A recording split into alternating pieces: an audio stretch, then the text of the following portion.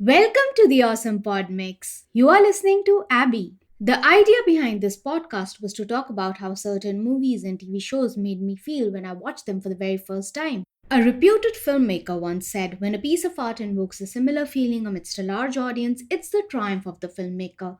That's the magic of cinema. I love the magic of cinema. Today I'll be talking about the 10th episode of the TV show Shrinking. The show is created by Bill Lawrence, Jason Segel, and Brett Goldstein. This episode's title is Closure, written by Neil Goldman and directed by James Ponsalt. The episode begins with Sean preparing a thank you snack for Liz and Derek for their investment. Alice comes rushing down screaming. Jim has no clue what Alice is upset about. Alice demands to know where Jim put all of Tia's stuff. She notices that Jim is not wearing his wedding ring either. In Jim's defense, he felt it was time for him to move on. Being a teenager, Alice doesn't understand that and calls Jim a selfish asshole. Liz and Derek accept and appreciate Sean's thank you food. After Sean leaves, Liz shares with Derek that she wants to be involved in the catering business. I am so glad Liz is finally sharing her feelings. At Meg's, Paul makes Marcus try out Fun Dip.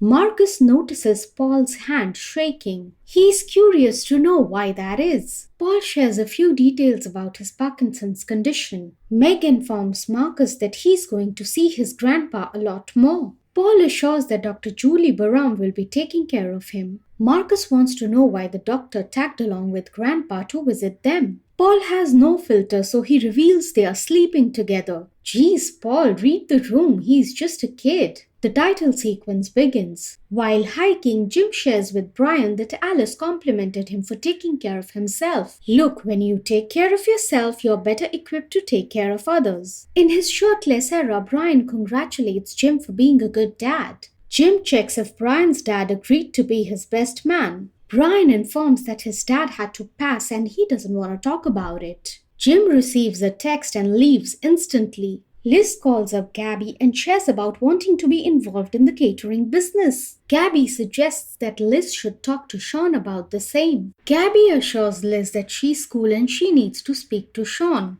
We all need assurances from time to time. It's good to have friends like Gabby. Liz thanks Gabby and Gabby suddenly runs out of breath. I guess Gabby was orgasming. What I didn't expect was to see Jim.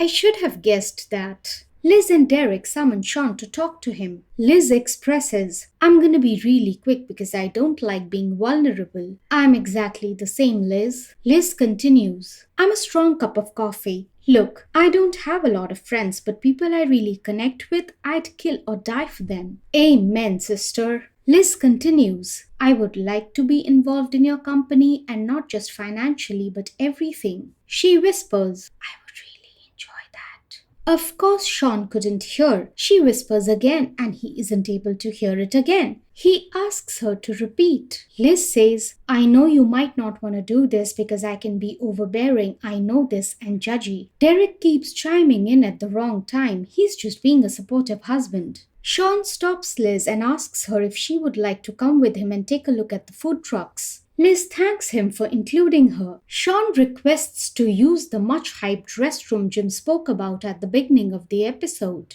Liz is a little sad because Sean was so kind to her. Liz sighs. At the Runaway Roadhouse, Brian has organized a cornhole tournament to choose his best man/person. Gabby wants to give it to D-Train because he's so excited. Brian reveals that it's not transferable. Jim and Sean try to convince Brian's father Kip to be his best man. Jim and Sean praise Brian for how he came through for the both of them in their time of need. Of course, Brian helped Jim get through his grief. Brian also kept Sean from going to jail after he beat somebody almost to death. Jim clarifies, in a good way, the guy deserved it. Sean winks at Kip. It's funny for us, but it's hella threatening for Kip. Jim surmises. The point is he's always had our backs. It's time for you to have his back. Just be his best man.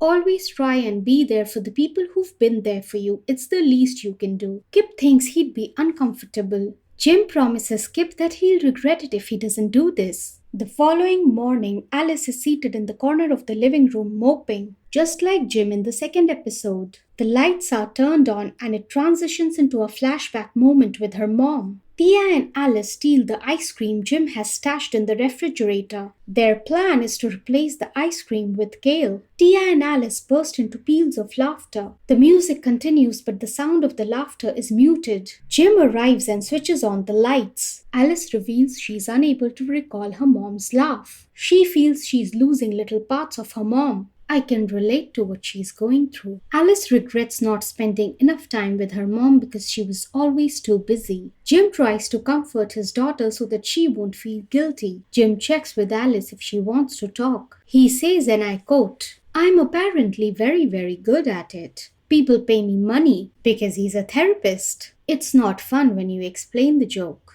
Alice declines the offer. Jim assures her he's going to be around when she needs him. Alice wants to sit in the dark, so she requests Jim to switch off the lights. At the office, Jim shares how closed off Alice is to talk about her grief. Jim feels helpless. Jim doesn't want to mess up things again. I'm glad he's putting in the necessary effort. Jim is glad because Paul has mended his relationship with his daughter Meg. Paul reacts with a Jim is curious to know if things didn't go well. Paul is aware how Jim's gonna react to what he's about to say. Paul struggles for a bit and then he reveals, "It was a great visit and it wouldn't have happened without you. So, thank you, man." Jim contains his excitement. Paul opens his arms to hug. Jim can't believe it's happening. Paul just wants Jim to get it over with. Paul and Jim hug. It's so sweet. Paul reacts saying, "Woof." Jim replies, "I woof you too." Liz informs Derek that she's leaving to grab a coffee with Gabby. Derek inquires if Gabby is at Jim's. Derek reveals Jim and Gabby hooked up a month ago on the night of Brian's engagement party, and they've been doing it ever since. Sneaky D-Train. Is that why he calls her G-Spot? Derek reveals he watched but he didn't film because he didn't need to. Derek is proud of Jim. At the coffee house, Liz welcomes Gabby to the Covenant of the Rock. Gabby has come through for Liz and Liz wants to welcome her with the special rock. Liz appreciates Gabby, yet she doesn't hand over the rock to her. Liz is upset because Gabby didn't share the news about hooking up with Jim. Gabby admits to doing the deed. Liz wants details. Gabby describes it as Mariah Carey hitting the high notes. Gabby thinks the best part is it's a total safe dick. How many times do I need to mention there's no such thing as safe dick? Though Liz thinks safe dick is the best dick, I'll wait for them to regret those words. Liz hands over the rock to Gabby with a simple "love you." Gabby reciprocates, "I love you." They are officially sisters now. Gabby requests Liz to read the letter of recommendation that Paul was supposed to write for her. She has written it on his behalf and he'll sign it. Liz reacts furious. Paul is never getting a rock. If and when Paul dies, Liz will definitely give him a rock. Sorry, I went zero to dark in no time. I don't want Paul to die. At the therapy session, Grace reveals she's continuing to boob Donnie. She has come to realize her worth. She values herself. She fights back against Donnie's abuse. She sees what an emotionally abusive fuckface Donnie is. Better late than never, girl. Grace shares that all she wants to do is push Donnie off a cliff. Boy, oh boy, this is foreshadowing. Jimmy thinks it's a joke and encourages her without realizing it. He should have just spoken to her about those feelings. Oh, Jim, I hope you don't get into trouble for this. This is going to be a significant point of conflict in season 2. Jim is proud of Grace's progress. Grace thanks Jim for his help. Liz arrives at the therapy center. She needs Jim as her backup to confront Paul. Jim feels a bit compromised because Jim and Paul just hugged. Liz pushes Jim away, addresses him as safe dick and orders him to follow her. Jim wonders how Liz knows. Liz barges into Paul's cabin demanding they need to talk. Paul thinks Liz is raw-dogging him again. Jim explains the meaning of raw dog. Paul is a tad bit embarrassed upon learning its meaning. Liz confronts Paul for not writing Gabby's recommendation letter himself. Liz says, "You're being a lazy, ungrateful prick." Jim thinks so too. Paul confronts Jim, asking if he feels the same. Jim just says, Liz yells at Jim, "Pussy!" Jim responds, "Fair." Liz discloses, "He's just being quiet because you hugged." Jim winces. Paul questions, "You told her about our hug?"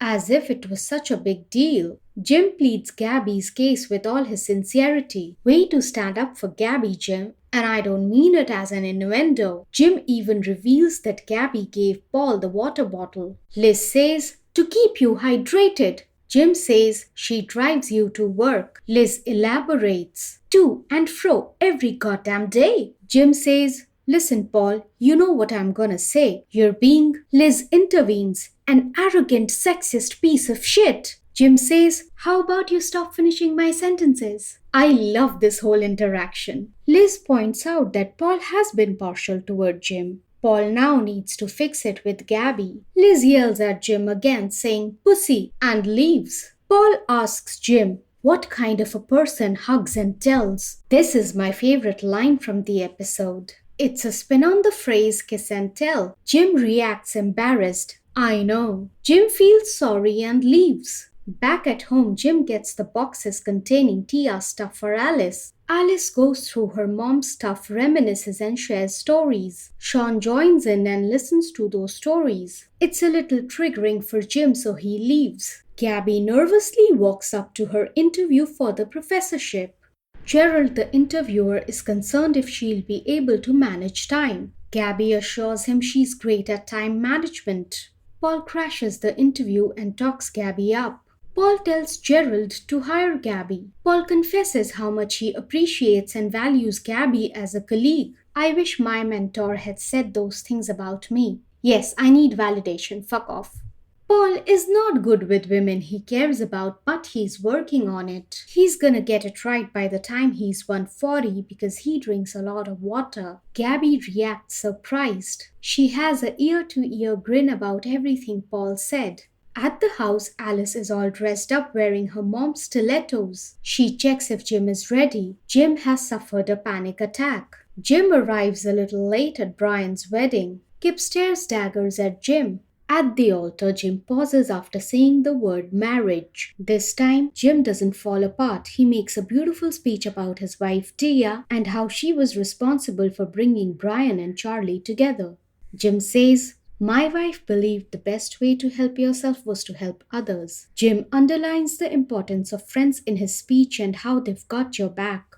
Brian and Charlie are officially married. Gabby excitedly looks at Jim at the altar and Jim waves back at her. Liz notices this and says, I can hear your vagina humming. He's not safe, Dick. I've been saying that since forever. Paul and Jim discuss how Jim's psychological vigilante methods didn't burn his practice down. Don't say that out loud, Paul. It might just happen or come nearly close to happening. Though at the moment Jim says I got lucky. Paul looks at Jim when he says, so did I. Unfortunately, Jim is looking the other way. Paul is grateful for having Jim in his life and his practice. They clink their champagne glasses and the song Modern Love by David Bowie plays. Everyone is dancing at the wedding. We see a montage of Jim's patience and how much progress they've made since the first episode. The grooms Brian and Charlie dance together. Gabby and Jim dance together. Liz and Derek dance together. Alice and Sean dance together. Paul and Julie dance together. Jim goes up to Alice to dance with her. Jim says, you look so much like your mom. But this time, he's not sad about this fact. Grace and Donnie are hiking. Grace is tired and she wants to head back. Donnie insults Grace, calls her an idiot, and threatens to shut her up.